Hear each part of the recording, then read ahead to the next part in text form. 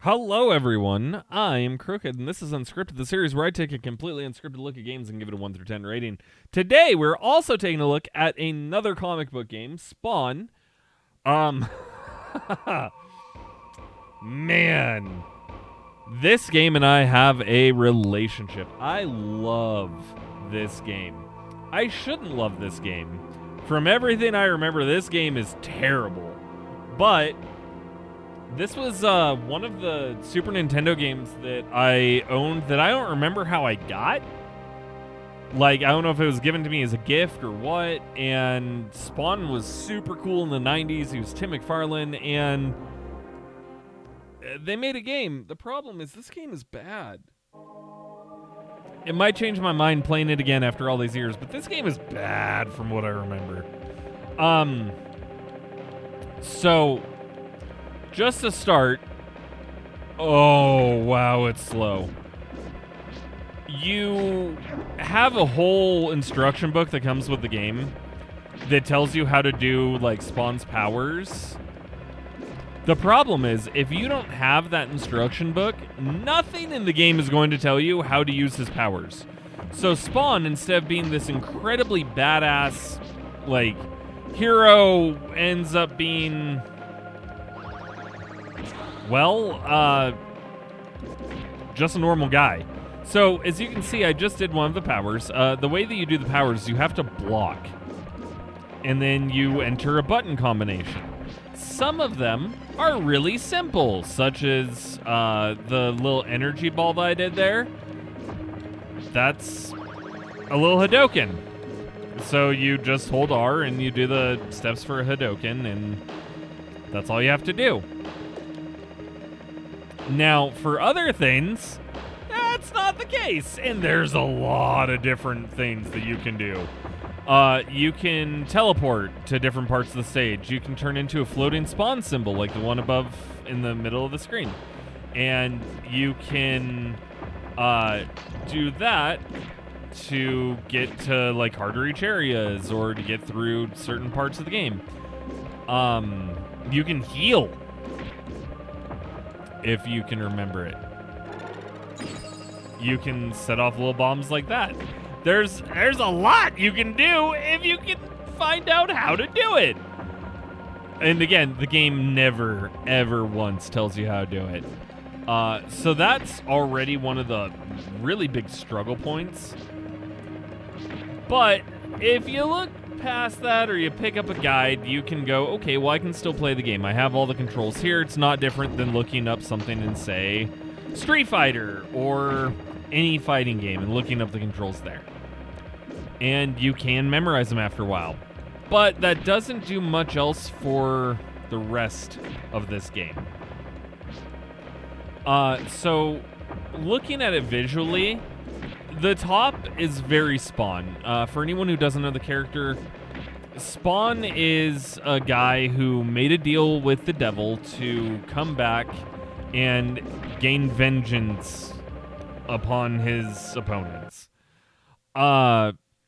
During that, he basically gets told you have a limited amount of life and power, and when that's gone, you're dead. Which is why it has that symbol in the upper right that says 9855. So that's the big thing with Spawn, is he only has X amount of power to achieve what he's trying to do. And the devil actually gives him, like, yeah, you have all this power and you can do this. Once all that's gone, you are my slave and you'll control my army as I take over Earth. And he agrees. Well, he thinks he's going to go back to Earth and it's going to be a really simple, easy process to get vengeance, but Malboja, the devil, stops him in every way he can by sending the Vindicator after him, who is a guy who looks like a clown.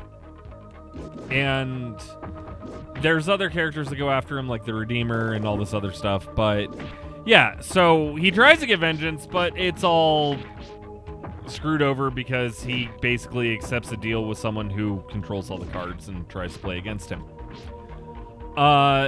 there's a lot that happens in the comic that ends up being something where anyone who reads it goes, I don't know how what I just read got to this, but it got there.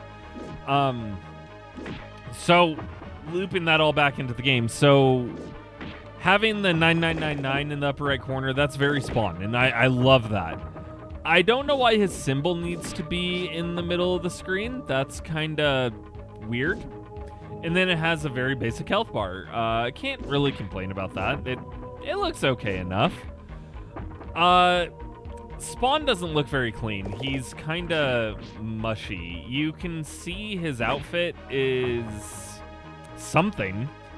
It looks like he's wearing a corset.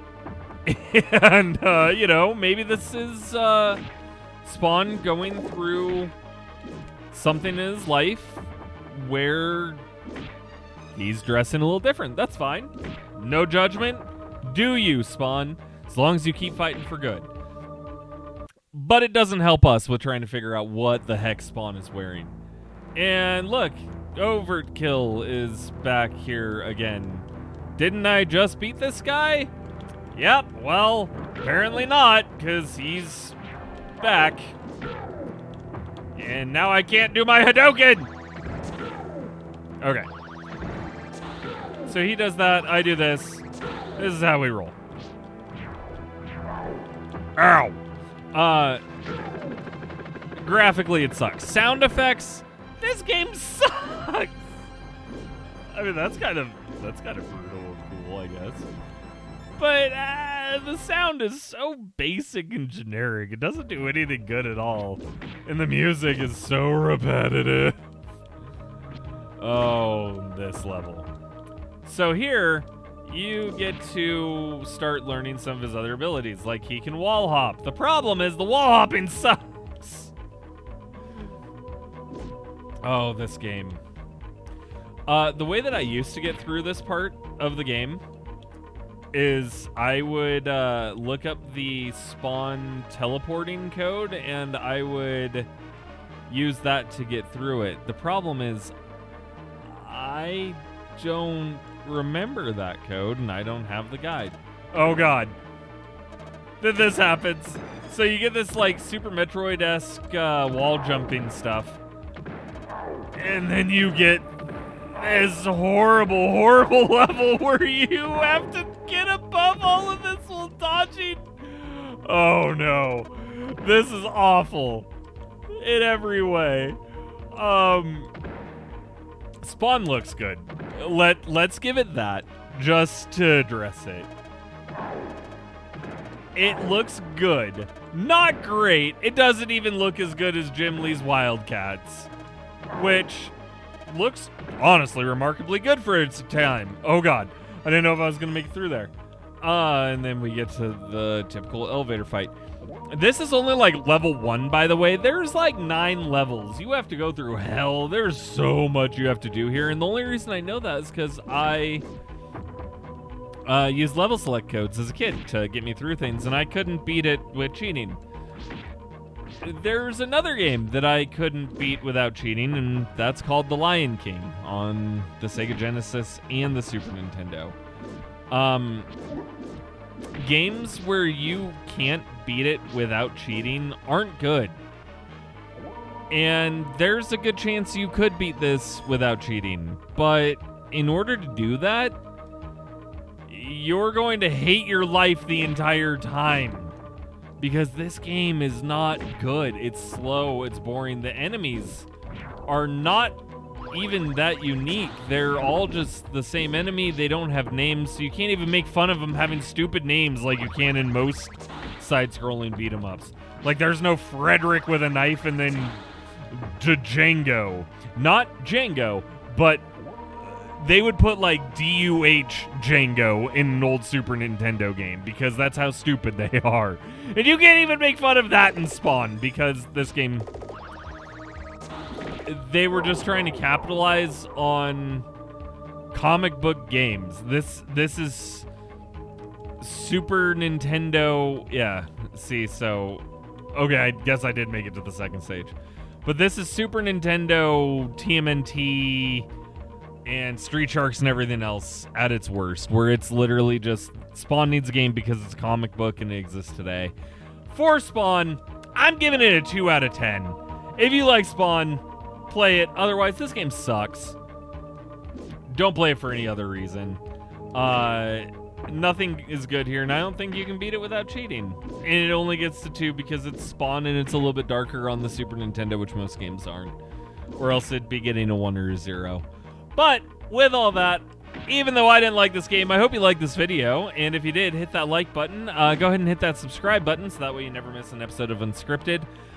Click the bell so that way you'll be notified whenever a new episode comes out. And other than that, if you want to support the channel more, go ahead and check out my Patreon. Link is in the description down below. And with all that being said, I do want to thank you for watching Unscripted, and I will see you on the next episode. Bye!